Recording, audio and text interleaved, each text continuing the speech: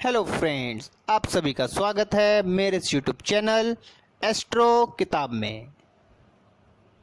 जैसे कि हमारी अभी सीरीज़ चल रही है जिसमें हम आपको 12 हाउसेस के बारे में बता रहे हैं। अब तक हम आपको 1 से 3 हाउसेस, फर्स्ट, सेकंड और थर्ड हाउसेस के बारे में बता चुके हैं। आज हम जानेंगे फोर्थ, फिफ्थ और सिक्स्थ हाउस के बारे में। तो आइए जानते हैं हम फोर्थ हाउस के बारे में। फोर्थ हाउस के बारे में बताने से पहले मैं उम्मीद करता हूं कि आपको अभी तक जिन हाउसेस के बारे में बताया है, प्लैनेटों के बारे में बताया है, आपको समझ में आया होगा। मगर फिर भी अगर आपको कोई भी क्वेरी है तो आप मुझे मेल कर सकते हैं। चलिए अब जानते हैं फोर्थ हाउस के बारे में। फोर्थ हाउस, चौथा भाव। चौथे भाव को अगर हम एक शब्द में कहें तो उसको सुख भाव कहा जाता है, सुखों का भाव। तो देखते हैं चौथे भाव से हम किस प्रकार की का जो अब कह सकते हैं हाउस रिप्रेजेंट कर सकता है। क्या क्या बताता है चौथा भाव? चौथे भाव से हम एक बहुत महत्वपूर्ण चीज़ देखते हैं, वो है हमारी माँ। हम माता को चौथे भाव से देखा जाता है। चौथे भाव से हम अपने संबंधी, वाहन सुख, भूमि, जमीन जायदाद, ये कुछ मेन है जो हम चौथे हाउस से देखते हैं। एक आप जानते हैं कि वाहन सुख और प्रॉपर्टी, जिसे हम कह सकते हैं हमारी जमीन जायदाद, यह कितना कुछ है। अगर यह आपके पास है तो यानी आप सुखी हैं। भूमि से आपको लाभ है या नहीं है, वो सब चौथे भाव से हम देखेंगे। तो चौथा भाव अपने आप में एक बहुत ही महत्वपूर्ण भाव होता है। पुश्तैनी संपत्ति को भी हम कहीं ना कहीं हम कह सकते हैं। हमारी जो धार्मिक पुस्तकों और वेदों का ज्ञान भी आपको चौथे भाव से होता है। तो आप देख सकते हैं अगर कहीं चौथे भाव में आपके यहाँ अगर चंद्रमा बैठा हुआ है तो कहीं आपको क्या धार्मिक चीज़ों का इंटरेस्ट है, वेदों का, इन पुस्तकों का ज्ञान लेने का। तो इस प्रकार चौथे भाव से हम ध्यान, चिंतन, बुद्धि एवं बुद्धिमत्ता को भी सूचित करता है कहीं ना कहीं। यह ग्रह को अगर कहें तो माता को, हमारी भूमि को, वाहनों को रिप्रेजेंट करता है। गुप्त प्रेम संबंधों को भी हम चौथे भाव से ही देखते हैं। पालतू जानवर को भी माता का सुख मिलेगा या नहीं, यह भी चौथे भाव से देखा था। मानसिक अवस्था को भी हम फोर्थ हाउस से देखते हैं। माता की संपत्ति को भी फोर्थ हाउस से ही देखा जाता है। चंद्रमा और बुध को इसका कारक कहा गया है। तो आपने देखा कि चौथे भाव से क्या क्या पता लग पा रहा है हमारे को। तो अगर आप किसी ने आपसे जाना कि चौथे भाव, हमें अपने माता के बारे में जानना है, तो आप किस भाव में जाएंगे? आप फोर्थ हाउस में जाएंगे। तो इस प्रकार फोर्थ हाउस कहीं ना कहीं आपको जो बता रहा है वो माता से जुड़ा, वाहनों से जुड़ा, आपको भूमि से जुड़ा चीज़ों के बारे में बताता है।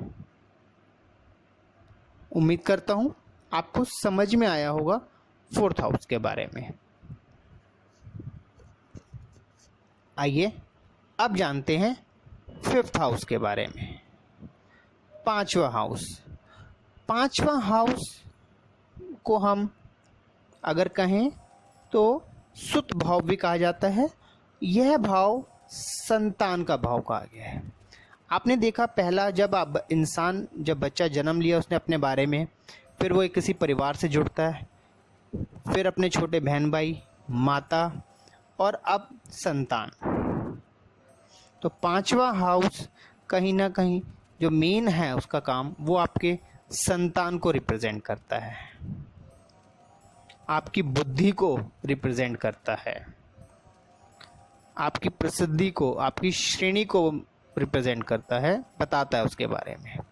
आपके मनोरंजन सुख को भी पांचवें भाव से ही देखा जाता है। आपकी जो एंटरटेनमेंट की इंडस्ट्री को हम अगर कहें, वो फिफ्थ हाउस से ही देखा जाता है। तो पांचवा हाउस आपको मनोरंजन, जैसे मैंने आपको बताया, खेल जगत, रोमांस को पांचवें घर से ही देखा जाता है। उच्च हाई एजुकेशन को भी हम फिफ्थ हाउस से ही देखा जाता है। तो पांचवा हाउस आपको जो बताता है, अगर हम उसको समझें एक बारी फिर से, तो वह आपको आपके पुत्र, प्रेम विवाह, परीक्षाओं में सफलता लगना, इन सब चीज़ों को ही हम पांचवें हाउस से देखते हैं। तो पांचवा हाउस अपने आप में आपको संतान, जो आप जानते हैं कि संतान के बारे में जानना आज के हर एक व्यक्ति के बारे में, हर कोई व्यक्ति जो मैरिड होते हैं वे जानना चाहते हैं कि हमारा शिशु कब होगा, कैसे होगा, कहीं उसमें कोई प्रॉब्लम तो नहीं आएंगी। तो यह सब आप पांचवें भाव से देख सकते हैं कि पांचवें भाव में कौन सी राशि है, कौन से ग्रह बैठे हैं, फिफ्थ लॉर्ड कहाँ बैठा हुआ है। तो इस प्रकार आपको पांचवें भाव के बारे में से आप प्रेडिक्शन कर सकते हैं।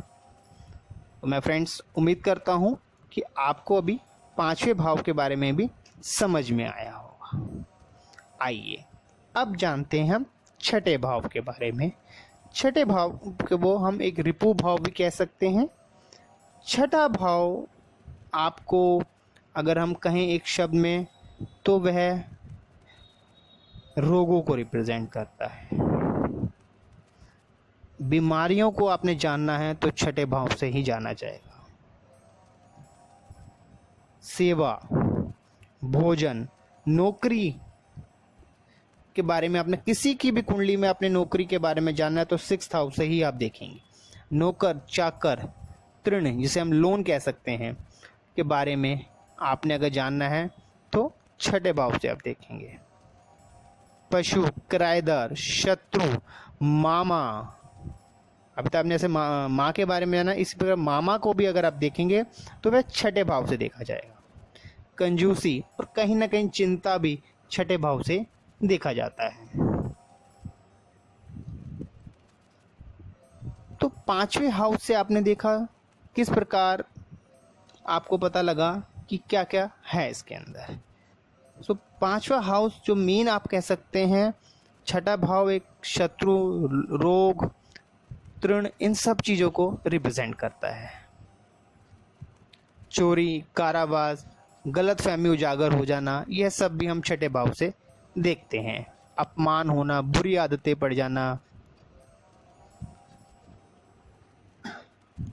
यह सब छठे भाव से ही देखा जाता है।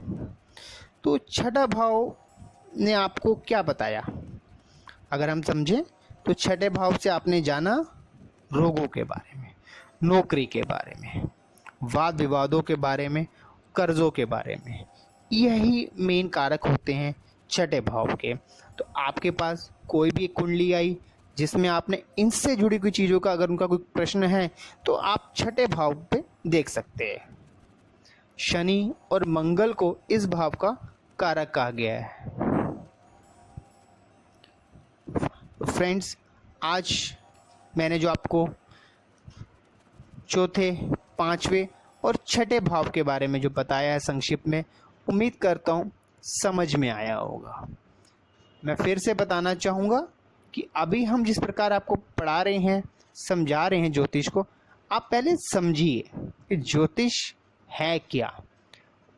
आपको एक बार जब बेस में समझ आ जाएगा कि बेसिक पता लग जाएगा कि भाव क्या है, ग्रह क्या है, नक्षत्र क्या है, तो आपकी एक ज्योतिष में एक आपकी समझ आएगी, आप समझेंगे और फिर आगे आगे आप प्रेडिक्शन करेंगे और सब आप सूत्रों को समझेंगे तो आपको आनंद आएगा। चलिए आपसे अब विदा लेते हैं। चलने से पहले आपसे हर बार की तरह आपसे रिक्वेस्ट करूंगा कि मेरे इस चैनल को आप शेयर कीजिए, सब्सक्राइब कीजिए, जिससे आपको ज्योतिष और ज्योतिष से जुड़ी जानकारियाँ समय समय पर मिलती रही। आपसे विदा लेते हैं। राधे राधे।